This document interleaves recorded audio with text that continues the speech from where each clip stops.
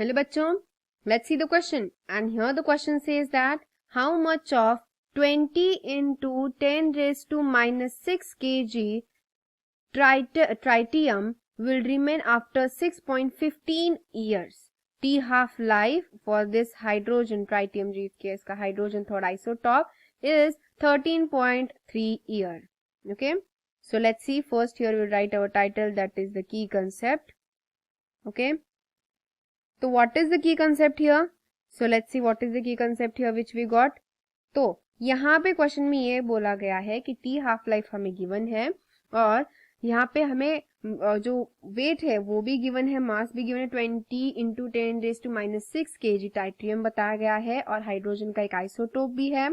And यहाँ पे हमें फाइंड आउट करनी है द वैल्यू ऑफ एन। ठीक है, how much amount that is being asked in the question.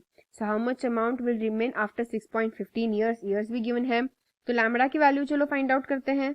Lambda is equal to 0.693 divided by T half life, ये तो हमें पता ही है। 0.693 divided by T half life यानी कि क्या होगा, ऑब्वियसली 13.3 ईयर्स में है। फाइन, अब ये 13.3 तो हो गया, we will write it just little bit properly. तो ये हो गया 13.3। अब यहाँ पे हम नॉर्मल वैल्यूज यूज करते हैं। n इज इक्वल टू, हमें n फाइंड आउट करना है। तो n फाइंड आउट कैसे करेंगे, n is equal to n naught into e raise to minus lambda T. Okay, तो अब यहाँ पे n और n नॉट क्या होगा, तो n जो हमें फाइंड आउट करना है how much amount will remain, and n not जो ऑलरेडी गिवन अमाउंट है। तो हमें जो फाइंड आउट करनी है अमाउंट वो n है।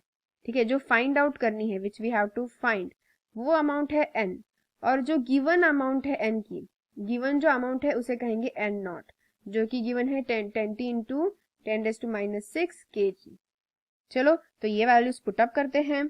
तो यहाँ पे 20 into 10 raise to minus 6 kg into e, और यहाँ पे माइनस चार्ज के साथ रेज टू है ना, तो 0.693 लैम्बडा की वैल्यू हमने ऑलरेडी फाइंड आउट कर ली थी, राइट, वो हम यहाँ पे पुटअप कर रहे हैं।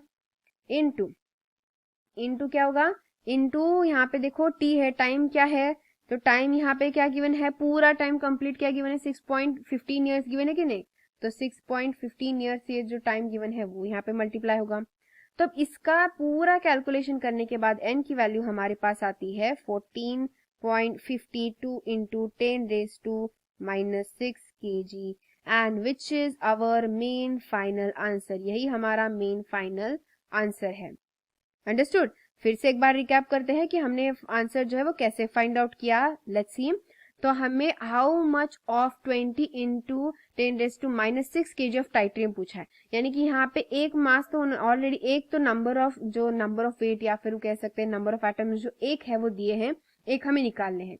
जो निकालने हैं उसे हमने n कंसिडर कर लिया और जो गिवन है उसे हमने n नॉट कंसिडर कर लिया।